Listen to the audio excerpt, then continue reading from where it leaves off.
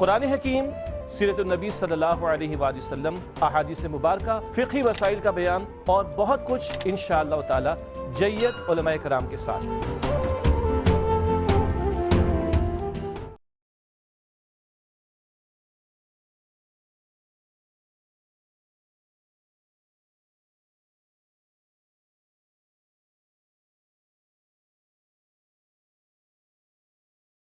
الحمدللہ رب العالمین، تمام تعریف اللہ بزرگ و برتر کے لیے جو ہمارا خالق، ہمارا مالک، ہمارا پالنہار ہے۔ بے حساب درود و سلام مصطفیٰ کریم علیہ الصلاۃ والسلام کی ذات اقدس پر کہ آپ ہی کے طفیل کارخانہ قدرت رواں دواں ہے۔ اللہم صلی علی سیدنا و مولانا محمد وعلی آل سیدنا و مولانا محمد مبارک وسلم۔ ناظرین محترم، السلام علیکم ورحمۃ اللہ وبرکاتہ۔ میں ہوں آپ کا میزبان سمیر احمد، اور اس وقت آپ ARYQ TV پر ملاحظہ کر رہے ہیں ایکسکلوزیو پروگرام اسلام اور تصور ولایت۔ آپ نے دیگر جو ہماری گزشتہ اقساط تھیں اس میں بہت سے موضوعات پر ہمیں گفتگو کرتے ہوئے دیکھا، اور عالم اسلام کی ممتاز شخصیت ایز ہمارا جو فارمیٹ ہے ہمارے ساتھ موجود ہوتی ہیں، اور ہمارے مہمانان گرامی کیونکہ بڑا یونیک اور منفرد فارمیٹ ہے اس پروگرام کا، سوالات کرتے ہیں اور ہمارا ایک تسلی اور تشفی ہماری ہوتی ہے ان جوابات سے جو موجود یہاں پر مفتی صاحب ہمیں جوابات عنایت کرتے ہیں۔ آج جس موضوع پر ہم گفتگو کر رہے ہیں وہ ہے اولیاء اللہ اور تبلیغ دین، یعنی کہ تبلیغ دین کے حوالے سے یقیناً بہت سی ذمہ داریاں ہیں جو ہمیں نظر آتا ہے تاریخ کے اندر، اولیاء اللہ جنہیں ہمیں ادا کرتے ہوئے نظر آتے ہیں، بلکہ یوں کہیں کہ اصل تو مقصد حیات جو اولیاء اللہ کا، اللہ کے ان پیارے قرب والے بندوں کا ہے، وہ کیا ہے؟ وہ تبلیغ دین ہے، کہ اسلام کا پیغام اصل حالت میں، اصل شکل میں لوگوں تک، انسانیت تک پہنچانا ہے۔ اور اتنا کمال ان کو اس تبلیغ دین میں حاصل رہا کہ جب انہوں نے کلمہ حق کی آواز دی تو لوگ جوق در جوق چلے آئے، اور ایسے ایسے لوگ جو سوچ بھی نہیں سکتے تھے کہ وہ دائرہ اسلام میں داخل ہوں گے، ایسا کمال، ایسی روحانیت، ایسی برکتیں تبلیغ دین میں اولیاء اللہ کی ہیں کہ لوگ اپنے سینوں کو ایمان کے نور سے منور کیے بغیر نہیں رہ سکے۔ بہت سارے تصورات ہیں، کانسیپٹس ہیں جس میں بہت زیادہ مس انٹرپریٹیشنز کی گئی ہیں، مس کنسیپشنز کریٹ کیے گئے ہیں، بہت ساری کانسپیریسیز اس کے پیچھے ہیں، لیکن اس کی تصحیح ہونا، اصلاح ہونا بہت ضروری ہے۔ تو ARYQ TV اپنا فریضہ سر انجام دیتے ہوئے ایک بار پھر کوشش کر رہا ہے کہ جو تصور ولایت ہے اس کی تصحیح اور اصلاح کی جا سکے۔ اسی سلسلے میں یہ سارے پروگرامز آپ نے ملاحظہ کیے، اسی کی آج 7ویں یعنی کہ 7th ایپیسوڈ آپ ملاحظہ کر رہے ہیں، اور اولیاء اللہ اور تبلیغ دین کے حوالے سے آج گفتگو کریں گے۔ عالم اسلام کی ممتاز شخصیت، آپ ان کو بہت پسند کرتے ہیں، ان کی گفتگو سے استفادہ کرتے ہیں، ARYQ TV کے دیگر پروگرامز میں آپ ان کی گفتگو سنتے بھی ہیں، پسند بھی کرتے ہیں۔ آج ہمارے ساتھ اس پروگرام اسلام اور تصور ولایت میں موجود ہیں مفتی محمد آصف صاحب۔ السلام علیکم ورحمۃ اللہ۔ وعلیکم السلام ورحمۃ اللہ۔ مفتی صاحب خیر مقدم آپ کا، جزاک اللہ، سو نائس آف یو۔ اور آپ کے ساتھ ایز پر فارمیٹ 3 شخصیات، 3 مہمان گرامی ہمارے ساتھ تشریف فرما، اور وہ سوالات کریں گے، مفتی صاحب انشاءاللہ ایز پر فارمیٹ جوابات دیں گے۔ سب سے پہلے موجود ہیں محمد کریم اللہ انصاری صاحب۔ السلام علیکم ورحمۃ اللہ۔ وعلیکم السلام ورحمۃ اللہ۔ اچھا، آپ کے ساتھ تشریف فرما ہے ایک اور شخصیت عمران احمد صاحب، اور آپ چیئرمین ہیں جو بزم ہے خادمین مصطفیٰ، ماشاءاللہ اس کے چیئرمین ہیں۔ السلام علیکم ورحمۃ اللہ۔ وعلیکم السلام ورحمۃ اللہ وبرکاتہ۔ تیسری نشست پر موجود ہیں محمد حنین قادری۔ السلام علیکم ورحمۃ اللہ۔ وعلیکم السلام ورحمۃ اللہ وبرکاتہ۔ آپ تینوں مہمانوں کا خیر مقدم، اور وداؤٹ اینی فردر ڈیلے ہم چلتے ہیں آج کے پہلے سوال کی طرف۔ دیکھتے ہیں محمد کلیم اللہ صاحب پہلا سوال مفتی صاحب سے کیا کرتے ہیں۔ جی حضرت۔ تبلیغ دین کے لیے اولیاء اللہ کا کردار روشنی ڈالیں آپ۔ کردار جو رہا تبلیغ دین کے حوالے سے اولیاء اللہ کا۔ اعوذ باللہ من الشیطان الرجیم، بسم اللہ الرحمن الرحیم۔ دیکھیں، اصل تخلیق انسان کا جو مقصد ہے وہ خالق کائنات نے قرآن عظیم میں بیان فرمایا، وما خلقت الجن والانس الا لیعبدون، کہ ہم نے جن و انس کو فقط اپنی عبادت کے لیے پیدا کیا۔ اور ابن عباس نے اس کی تفسیر میں فرمایا ای لیعرفون، یعنی اپنی معرفت کے لیے پیدا کیا، کیونکہ عبادت انسان کر ہی نہیں سکتا کسی کی جب تک اسے جانتا نہ ہو۔ تو سب سے پہلی جو چیز انسان پر لازم ہوتی ہے وہ خالق کی معرفت ہے۔ صحیح۔ اور یہی بنیادی مقصد ہے انسان کی زندگی کا، اس کی حیات کا، کہ وہ اللہ تعالیٰ کی معرفت حاصل کرے۔ جتنا وہ اسے جانتا جائے گا وہ اس کی بارگاہ میں جھکتا چلا جائے گا۔ اور یہ فریضہ اللہ تبارک و تعالیٰ نے اس فریضے کو انجام دینے کے لیے انبیاء کرام علیہم الصلاۃ والسلام کا ایک گروہ متعین فرمایا، اور ان کی ذریعے سے ہدایت کا سامان فرمایا اور فرشتوں کے ذریعے سے اپنی کامل ہدایت وحی کی صورت میں سبحان اللہ انبیاء کرام پر اتری اور پھر وہ ہم تک پہنچ گئی. ٹھیک. اور خاتم النبیین صلی اللہ علیہ وسلم تک تو یہی سلسلہ رہا کہ ایک نبی کا وصال ہوتا ان کی جگہ دوسرے تشریف لے آتے، اور اس طرح کثیر انبیاء کرام علیہ الصلاۃ کا سلسلہ جاری رہا، حتیٰ کہ رحمت دو عالم صلی اللہ علیہ وسلم کی آمد ہوئی اور آپ کی آمد پر نبوت کا اور رسالت کا دروازہ بند ہو گیا. اب یہ ذمہ داری امت کے کندھوں پر آ گئی، اور اللہ تعالیٰ نے قرآن عظیم میں اس کو بیان فرمایا وَلْتَكُمْ أُمَّةٌ يَدْعُونَ إِلَى الْخَيْرِ وَيَأْمُرُونَ بِالْمَعْرُوفِ وَيَنْهَوْنَ عَنِ الْمُنْكَرِ وَأُولَٰئِكَ هُمُ الْمُفْلِحُونَ. صحیح. کہ تم میں سے ایک گروہ ایسا ہونا چاہیے کہ جو بھلائی کی طرف بلائے، نیکی کا حکم کرے اور برائی سے روکے، اور یہی لوگ فلاح پانے والے ہیں. اولائے کا بھی فرمایا، پھر ہم تاکید کے لیے بھی فرمایا، اور خبر پر الف لام بھی داخل کر دیا. تو اللہ تعالیٰ نے بڑی کمال عزت افزائی ان لوگوں کی فرمائی کہ جو یہ کام کرتے ہیں در حقیقت وہی فلاح پانے والے ہیں. تو اب یہ وارثین انبیاء کی ذمہ داری بن گئی انبیاء کرام علیہ الصلاۃ والسلام کے بعد، یعنی خصوصاً نبی کریم کے بعد وارثین انبیاء کی یہ ذمہ داری ہو گئی کہ دین کے پیغام کو آگے پہنچائیں، کیونکہ یہ ایک ایسا دین ہے، ایک ایسا نظام ہے کہ جو ایک کامل زندگی کا ہمیں طریقہ سکھاتا ہے. اور یہ خالق کی طرف سے دیا گیا ہے، اور کوئی بھی دوسرا نظام وہ فوائد، وہ ثمرات اور وہ برکات اپنے اندر نہیں رکھ سکتا جو خالق کی طرف سے بنایا گیا ہو. اس لیے اسلامی نظام، اسلامی تعلیمات کے مقابلے میں کوئی بھی دنیا کا نظام جو ہے اس کے مقابل نہیں آ سکتا. لہٰذا لازم ہے کہ اس کی دعوت جو ہے کفار تک بھی پہنچے، اگر نہ پہنچائی جائے تو یہ ان کے ساتھ بہت بڑا ظلم ہوگا.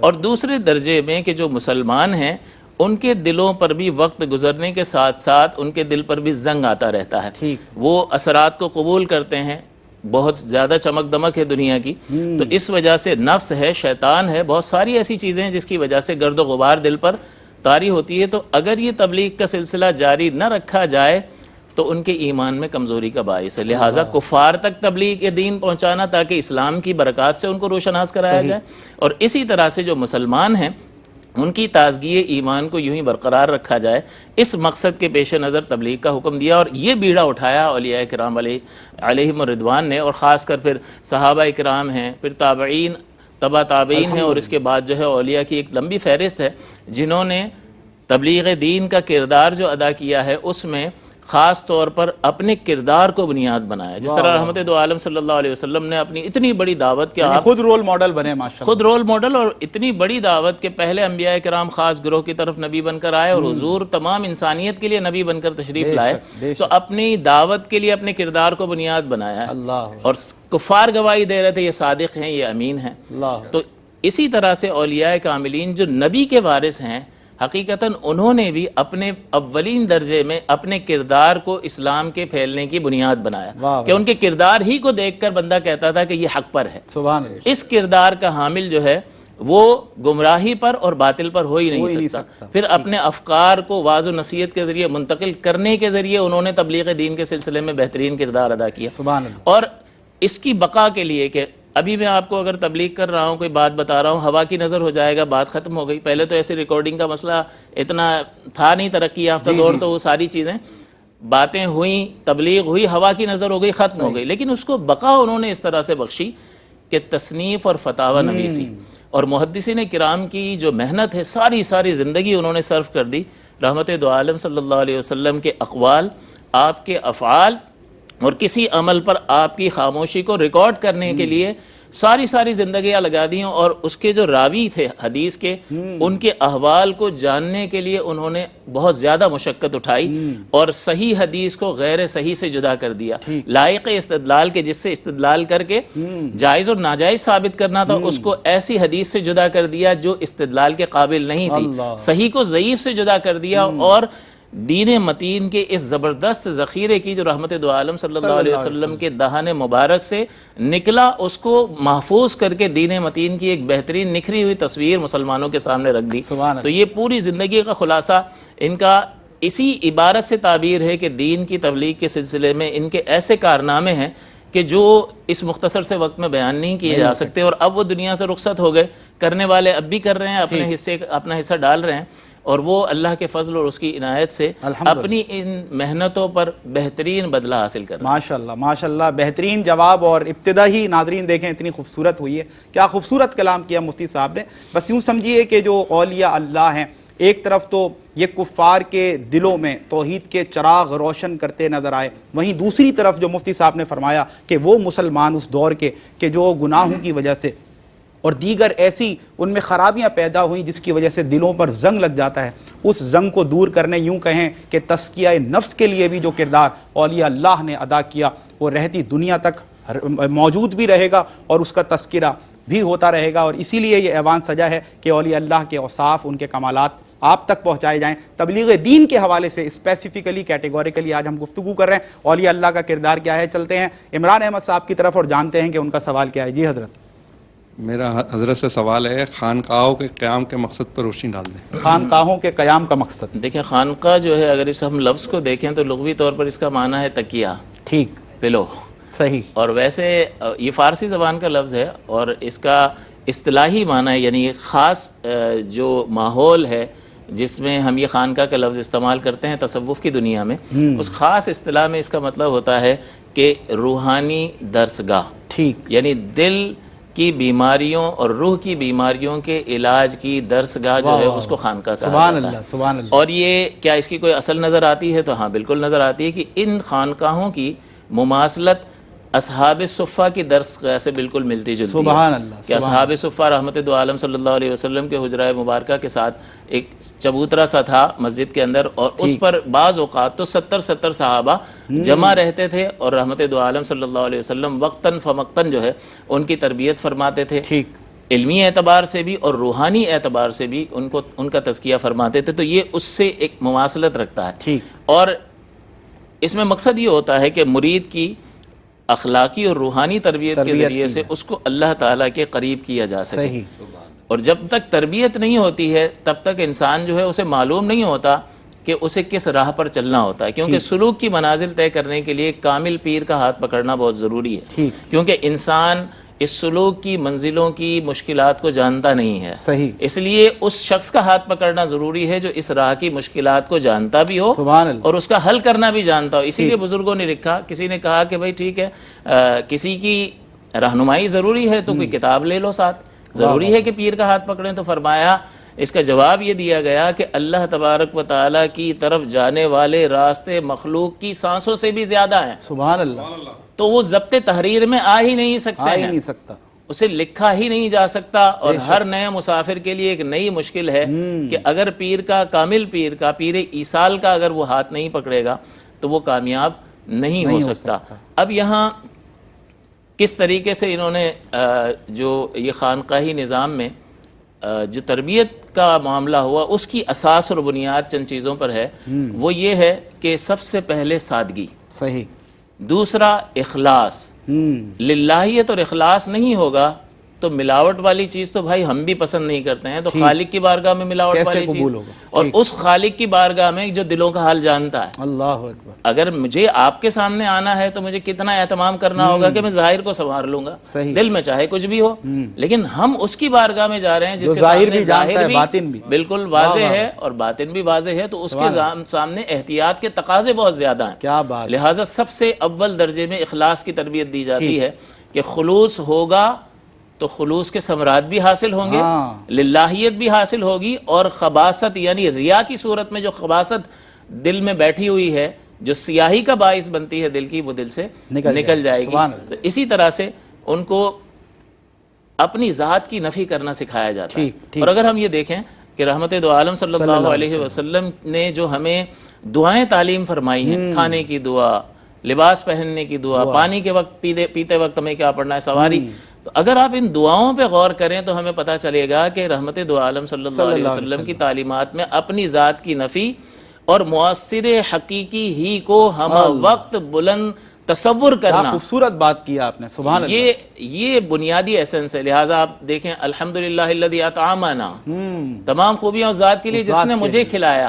اب یہ نہیں کہ بندے تو یہ مت سمجھنا کہ یہ جو تیرا دسترخوان سجا ہوا ہے یہ تیری کسی چالاکی کا نتیجہ ہے، نفی ہو رہی ہے اور اللہ کی شان اطعمنا، اس نے کھلایا، اس نے پلایا۔ الحمدللہ الذی سخر لنا ھذا، یا تمام خوبیاں اس ذات کے لیے ہیں جس نے اس سواری کو میرے کنٹرول میں دے کنٹرول دیا. میں کر دیا. بھائی میں نے بنائی ہے سواری, میں ریس دیتا ہوں تو چلتی ہے, اور اسٹیئرنگ گھماتا ہوں تو مڑ جاتی ہے, تو میں ہی تو ہوں. نہیں, تو کچھ بھی نہیں ہے. سخر لنا, ہوا ضمیر خالق کائنات کی طرف. تو ان دعاؤں میں ہی اگر انسان غور کرے, صرف رسمی طور پر اس کو پڑھے نہیں بلکہ اس کی گہرائی میں اترنے کی کوشش کرے, تو اسے معلوم ہوگا کہ یہ کچھ بھی نہیں ہے. اللہ. تو جب کچھ بھی نہیں ہونا پتہ چل جائے گا تو ایک طاقتور کی ضرورت ضرور محسوس ہوگی. اللہ. اور وہ طاقتور ہمارا خالق اور مالک ہے. تو جب انسان کو, جیسا کہ خالق کائنات نے فرمایا خلق الانسان ضعیفا, کہ انسان کو کمزور پیدا کیا گیا, تو جب یہ اپنی کمزوری کا احساس اس کو ہوگا تو پھر اسے ایک طاقتور کی ضرورت ہوگی جو اس کی حاجت روائی کر سکے. یہ اس وقت اپنے آپ کو کچھ نہیں سمجھے گا, پھر نہ تکبر پیدا ہوگا, نہ کسی کو حقیر جانے گا, نہ کسی کو دھتکارے گا. تو معاشرے میں اس کے بہترین ثمرات آپ کو نظر آئیں گے. تو ہمارا دین ایک بہترین اور ایک کامل دین ہے کہ جس کو حقیقتاً جس کی گہرائیوں میں اتر کر اگر انسان اس کو اختیار کر لے تو معاشرے پر بہت جلد آپ کو بہترین اس کے اثرات نظر آئیں گے, مرتب ہوتے نظر آئیں گے. سبحان اللہ, بہترین جواب. اور ناظرین چلتے ہیں, آج کا موضوع تبلیغ دین, اولیاء اللہ کا کیا کردار رہا. آپ محمد حنین قادری, میں آپ سے چاہتا ہوں کہ آپ تیسرا اور آخری سوال کریں. مفتی صاحب کی بارگاہ میں عرض یہ ہے کہ یہ بیان فرما دیں کہ اولیاء کرام کا انداز تبلیغ کیا ہوا کرتا تھا. انداز تبلیغ میرے حساب سے مفتی صاحب سب سے اہم سوال ہے آج. دیکھیں, انداز تو ظاہر ہے بہت زیادہ اہمیت رکھتا ہے, کیونکہ خالق کائنات نے بھی اس کی تعلیم دی اور رحمت دو عالم صلی اللہ علیہ وسلم کی صفت مبارکہ کو بھی بیان کیا گیا. تو ابتداء اللہ تعالیٰ فرماتا ہے ادعو الی سبیل ربک بالحکمہ, صحیح, اپنے رب کے راستے کی طرف حکمت کے ساتھ بلا, وموعظۃ الحسنہ, اور اچھی نصیحت کے ساتھ بلا, وجادلہم باللتی ہی احسن, اور اگر کبھی بحث مباحثے کا موقع بھی آ جائے تو اچھی دلیل کے ذریعے احسن طریقے کو اختیار کرو, لڑائی جھگڑے والے طریقے کو اختیار نہ کرو, حکمت تو یہ حکمت کے ساتھ. تو یہ تعلیم شرع ہے تبلیغ کرنے کے سلسلے میں. اسی طرح رحمت دو عالم صلی اللہ علیہ وسلم کی ذات اقدس کے بارے میں اللہ تعالیٰ فرماتا ہے کہ فبما رحمت من اللہ لنت لہم, کہ اللہ کی کیسی ہی کچھ رحمت ہے کہ آپ ان کے لیے کتنے نرم دل واقع ہوئے ہیں. وَلَوْ كُنْتَ فَظًّا, اگر آپ تند خو ہوتے, جھاڑ دینے والے, ڈانٹ دینے والے ہوتے, غلیظ القلب, سخت دل ہوتے, لَنْفَضُّوا مِنْ حَوْلِكَ, تو یہ پبلک جو ہے یہ لوگ آپ کے گرد سے پریشان ہو جاتے, دور ہو جاتے. یہ رحمت عالم کے لیے فرمایا جاتا ہے. تو حضور علیہ الصلوۃ والسلام, نبی تو وہ ہوتا ہے کہ جس کو اللہ تعالیٰ, جس کے قریب آنا ہی فلاح کی بنیاد ہوتا ہے. جو نبی سے دور ہوا وہ خائب و خاسر ہوا. صحیح. تو نبی میں اللہ تعالیٰ ہر کمال رکھتا ہے, نسب بھی اعلیٰ ترین رکھے گا, انہیں کوئی ایسی بیماری بھی نہیں لگے گی کہ جس کی وجہ سے لوگ گھن محسوس کر کے دوری اختیار کریں. بہت اہم. اور پھر ان کی زبان بھی نرم. اللہ. تو ہمارے اس کے باوجود اگر سختی اختیار کریں تو ساری رحمتوں اور برکتوں کا منبع ہونے کے بعد یہ بڑا اکڑ ہے انسان, یہ تکبر میں مبتلا ہوگا اور دور ہٹ جائے گا, اکڑے گا, لہٰذا ان کے ساتھ نرمی. تو اسی لیے یہ اکڑ میں مبتلا ہو کر اپنا ہی نقصان کر لے گا. تو اللہ تعالیٰ اپنے نبی کو تو ایسا بناتا ہے, لیکن ہمارے پاس تو ہمیں تو بیماری بھی لگ جاتی ہے, نسب بھی ہمارا کبھی کچھ ہوتا ہے کبھی کچھ ہوتا ہے, سب کا ایک جیسا نہیں ہوتا. ہمارے پاس صرف زبان ہے. تو انداز تبلیغ کے لیے زبان کا بہترین استعمال جو ہے وہی انسان کو وہ نتائج فراہم کر سکتا ہے جو مطلوب شرع ہے. سبحان اللہ. ایک دو روایتیں میں ذکر کر دیتا ہوں جو اولیاء کرام سے اور بزرگان دین سے مروی ہیں, کہ حضرت ام دردہ رضی اللہ تعالیٰ عنہ بیان فرماتی ہیں کہ آپ فرماتی ہیں کہ اگر تو نے کسی کی اصلاح تنہائی میں کی تو نے اسے سنوار دیا. سبحان اللہ. اور اگر تو نے کسی کی اصلاح لوگوں کے سامنے کی تو پھر تو نے اسے بگاڑ دیا. کیونکہ بعض اوقات جو ہے انسان دیکھتا ہے یار سب کے سامنے تم کہہ رہے ہو, لوگوں کو پتہ نہیں تھا, ان کو بھی پتہ چل گیا, جاؤ اب میں نہیں مانتا ہوں. تو بعض اوقات اس طرح کی یعنی حکمت کے بغیر تبلیغ کرنا کاؤنٹر پروڈکٹیو ہو جاتا ہے, یعنی اس کے فائدے کے بجائے جو ہے اس کا نقصان شروع ہو جاتا ہے. جھگڑا ہو رہا ہے کہیں اور جھگڑے میں ایک آدمی غصے میں, اور اس کو ابھی ٹھنڈا ہونے دو بھائی, ابھی یار اللہ رسول کے تمہیں واسطے دے رہے ہیں, تم نہیں مان رہے ہو, جاؤ نہیں مانتا ہوں. وہ غصے میں اس طرح کا اگر اس نے جملہ بول دیا معاذ اللہ, تو کون تھا ابھارنے والا؟ یہی ابھارنے والا مبلغ تھا. لہٰذا مبلغ کے لیے ضروری ہے کہ وہ انداز ایسا دلکش اختیار کرے کہ لوگ اس کے قریب آئے. بس آخری بات, ابن عباس رضی اللہ تعالیٰ, ابن مسعود رضی اللہ تعالیٰ عنہ ہر جمعرات کے دن درس دیا کرتے تھے. تو لوگوں نے کہا کہ حضرت روز درس دیا کریں. تو آپ نے فرمایا کہ میں تمہیں جو ہے وہ اکتاہٹ میں مبتلا کرنا ناپسند کرتا ہوں، اس وجہ سے تمہاری رعایت کرتا ہوں، جیسا کہ رحمت دو عالم صلی اللہ علیہ وسلم ہمارے اکتاہٹ میں مبتلا ہو جانے کے خوف کے باعث ہماری رعایت کرتے تھے، ہمارے ساتھ نرمی فرماتے تھے۔ تو یہ بڑی حکمت کا معاملہ ہوتا ہے، سامنے والے آدمی کو بھی دیکھنا ہے، اس کے موڈ کو بھی دیکھنا ہے، کس سے کس درجے میں اتر کر بات کرنی چاہیے۔ تو ان تمام حکمتوں کے پیش نظر اگر مناسب انداز کو اختیار کیا جائے گا جو شریعت کی تعلیم ہے، تب ہی فروٹفل ہو سکتا ہے، رزلٹ اورینٹڈ ہو سکتا ہے، وہ نتائج آپ کو حاصل ہو سکتے ہیں کہ جو آپ کو ایسا محسوس ہوگا کہ واقعتاً آپ سامنے والے کی زندگی بدلنے میں سبحان اللہ، سبحان اللہ۔ یہ حکمتیں ہوتی تھیں اولیاء اللہ کی تبلیغ دین کے حوالے سے، اور یہی وجہ ہے کہ لوگ جوک در جوک اسلام میں داخل ہوتے چلے گئے، اور جو مسلمان تھے اس دور کے وہ اپنے تزکیہ نفس کرتے چلے گئے، اپنے دلوں کی میل کو دھوتے چلے گئے، اور یہی مقصد ہے ناظرین، اولیاء اللہ کی تعلیمات سے ہم جڑ جائیں تاکہ اپنی دنیا کو بھی سنوار سکیں، آخرت کو بھی۔ مفتی محمد آصف صاحب آپ کا بہت شکریہ سر، جزاک اللہ سو نائس آف یو، اور تینوں مہمانان گرامی کا بہت شکریہ ادا کرتا ہوں۔ کل ایک نئے موضوع کے ساتھ پھر سے اسلام اور تصور ولایت پروگرام میں آپ سے انشاءاللہ ملاقات ہوگی۔ اپنے میزبان سمیر احمد کو دیں اجازت۔ السلام علیکم ورحمۃ اللہ وبرکاتہ۔